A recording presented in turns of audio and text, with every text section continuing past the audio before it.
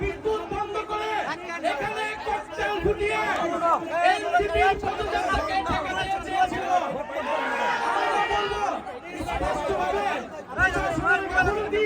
প্রশাসনের সহায়তায় আজকের এই পদযাত্রাকে বন্ধ করার জন্য এখানে ককটেল বিস্ফোরণ করা হয়েছে। এই সরকারকে এই স্বরাষ্ট্রমন্ত্রীকে হুঁশিয়ার বলতে চাই, বলতে চাই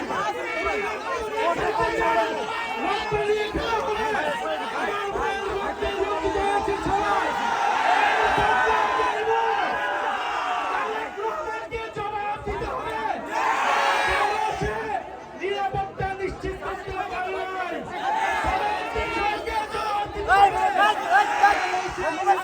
নিশ্চিত করতে পারে নাই। আপনারা ককটেল ফুটান, গুলি চালান, বোমাবাজি করুন, এনসিপির জুলাই পদযাত্রা চলমান থাকবে।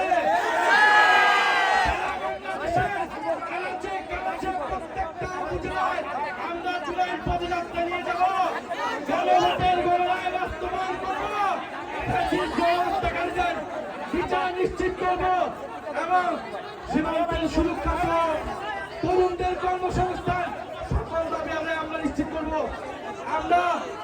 আমরা হুঁশিয়ারি দিতে চাই, এই সবার যারা দায়িত্বরত হয়েছে পুলিশ প্রশাসন ডিসি কেন বিদ্যুৎ অফ হয়ে গেল, কিভাবে ককটেল বিস্ফোরণ হলো, এইখানকার যে এমপি সে কি করে, সে কি নিরাপত্তা নিশ্চিত করেছে এলাকাবাসী,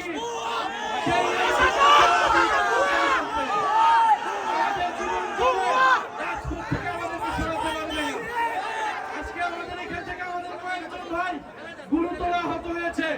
আমরা এর বিচার চাই, যদি দ্রুত সময়ের মধ্যে এই তদন্তের বিচার নিশ্চিত না করা হয় তাহলে এখানকার স্থানীয় প্রশাসন এবং এমপি তাকে জবাবদিহিতার আওতায় আমরা এনসিপির পদযাত্রা চলমান থাকবে। যত ভয় ভীতি বোমাবাজি ককটেল সবকিছুকে উপেক্ষা করে আমাদের পদযাত্রা চলমান থাকবে এবং স্পষ্ট আজকের এই ককটেল বিস্ফোরণ বোমা বিস্ফোরণ প্রশাসনের সহায়তায় হয়েছে।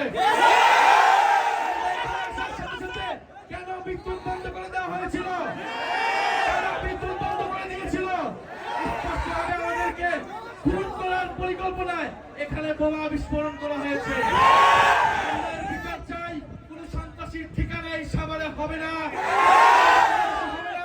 যারা গণহত্যাকারীদেরকে প্রশ্রয় দিবে, যারা সন্ত্রাস চাঁদাবাজি খুনিদেরকে প্রশ্রয় দিবে, যারা দুর্নীতিবাজকে প্রশ্রয় দিবে, তাদের পরিণতি ফ্যাসিস্ট আওয়ামী লীগের মতো হবে।